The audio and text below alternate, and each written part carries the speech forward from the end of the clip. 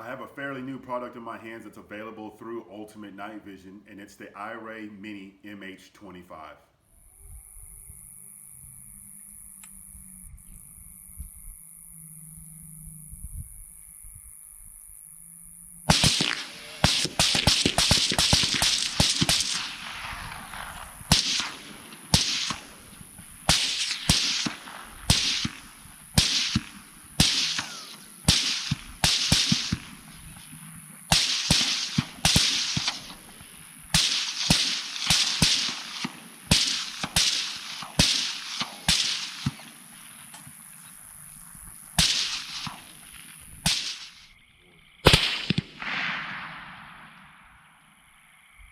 Okay, so the video clips that you guys just looked at was through the MH25. Rich has been doing an amazing job getting the best videos with these units, and I think he's doing a really good job. It's not easy because there's no type of onboard recording with the MH25.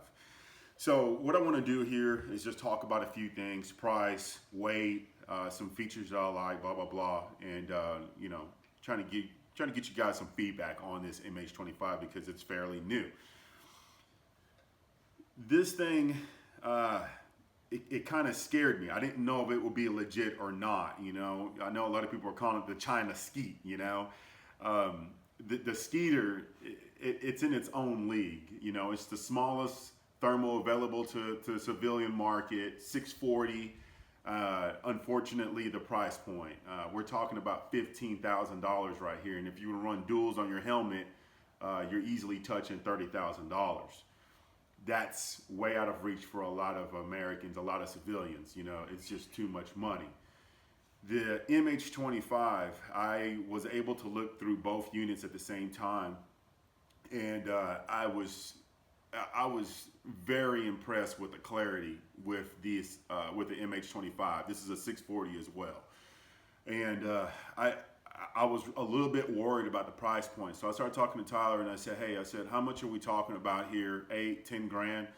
And he says, "No, we're talking about $44.95. That's a third of what the skeeter costs." Guys, I know. There's a bunch of us out there that hunt at night, we play at night. There's just so many things that we want to do at nighttime, right? And we want to have something that's lightweight, it's user-friendly, and it's durable. One thing about Ultimate Night Vision is that they use everything that you see. Everything that you see is for sale or being used on YouTube. The units are being used, and you have to use them to try to figure out, you know, the do's and the don'ts. And I want to say Rich was the first one to drop this in some water, and it held up really well. It fell in the water. He was able to find it, got it out, and it worked just fine. We've been out in some pretty cold temps, and we've also been out in a lot of exposure with moisture, and it's just been holding up really good. You do not want to run a single CR123 battery out of here. It will not make it. You'll probably get 20 to 30 minutes max out of that battery, and it's done. The CR123 is a 3 volt, and you're going to have to run a 3.7 volt battery to get the maximum lifetime out of the unit. Rechargeables, those will probably come with the unit. I'm not sure. I think it comes with it, but you also get with the package, when you order it, you can get a battery extender here. So this attaches to the threads to where your cap goes on, and you can run a bigger battery. I will pull that out here in a second and show you guys.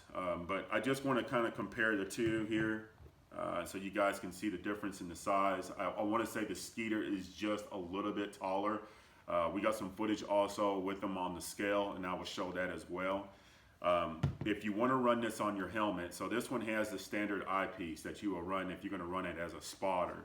If you want to run it on your helmet, you're going to have to get the PVS 14 upgrade. That's this eyepiece right here. This is available through Ultimate Night Vision, and this is $329. It's simple.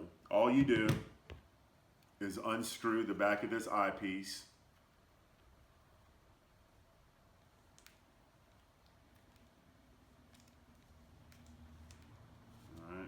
Go. It just pops right off, and you can take the 14 That just screws right off. And screw it right on. This one doesn't have a shoe, but this one does, and then you can just snap it onto your wheel calks or whatever bridge you have for your helmet.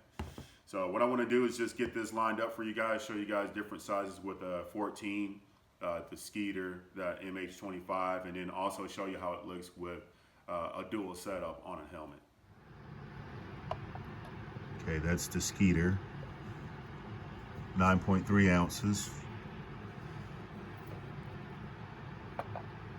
The iRay at 8.7 ounces. Okay, from left to right, we have the Viper 14 right over here. We have the MH25 with the upgraded 14 eyepiece. We have the Skeetir.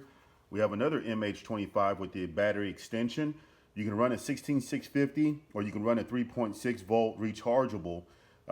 You can also get a 16650 rechargeable. This one isn't rechargeable, but the longer one, you can actually see it here with this smaller one. You can just plug it in and recharge it and keep an extra one in your pocket. But with this battery, you're looking at about an hour, hour and a half. And with the 16650, you're looking at about 3 hours of battery life.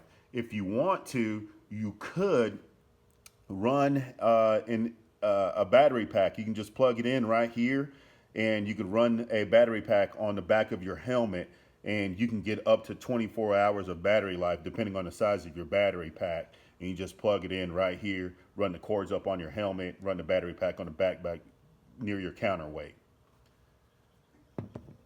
Okay, so I got the dual setup here on my Team Wendy helmet with a Wilcox bridge, and I don't have the upgraded eyepieces here because I only have one. But guys, this is one sweet setup here. You don't have to run duals, okay? If you're really looking into a thermal setup on your helmet, you don't have to run duals. You can get away with just one. Just make sure you have that upgraded eyepiece. I like to hunt with nods, just regular nods. I'm actually running some DT and VGs right now, and I like it just so I can navigate a little bit easier, but I'm always stuck in a position where I can't see. So, you know, if Tyler, Rich, somebody spots some pigs off in the distance and like, hey, there's some pigs over here to your right, and the moon isn't good or I don't have any type of good IR, I'm struggling to find the animals. So now I'm starting to slowly get onto the thermal scene on the helmet setup, and I'm starting to see the advantages to running these types of setups. Again, you don't have to run duals. If you're gonna run it on your helmet, I suggest stay away from the batteries and just get the cord for it and run your battery pack in the back of the helmet and you'd be good to go. I'm super excited about this because we've played with some other small thermal units like this and they just didn't perform the way we expected it to. And this thing is right there on the heels of the Skeetir. It's a great option, great price point, and I think it's going to do really well, and I can't wait to hunt even more with it. If you guys have any questions or you know, any questions about the MH25, please feel free to hit up Ultimate Night Vision and they'll be able to answer all your questions.